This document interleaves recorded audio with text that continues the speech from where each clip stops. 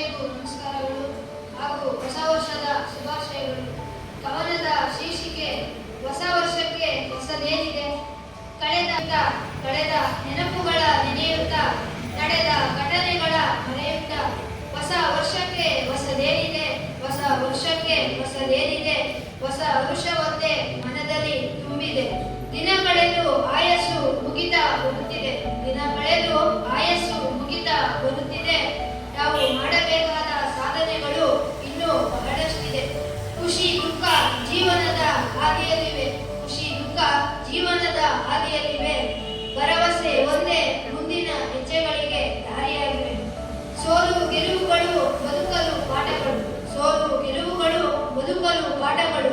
ನಾವು ಸೋತರೂ ಕುಗ್ಗದೆ, ಗೆದ್ದರೂ ಬೀಗದೆ, ಎಲ್ಲ ಸವಾಲುಗಳನ್ನು ಸವಾಲಿಗರಾಗಿ ಜಯಿಸುತ್ತಾ ಜೀವಿಸೋಣ, ಜಯಿಸುತ್ತಾ ಜೀವಿಸೋಣ.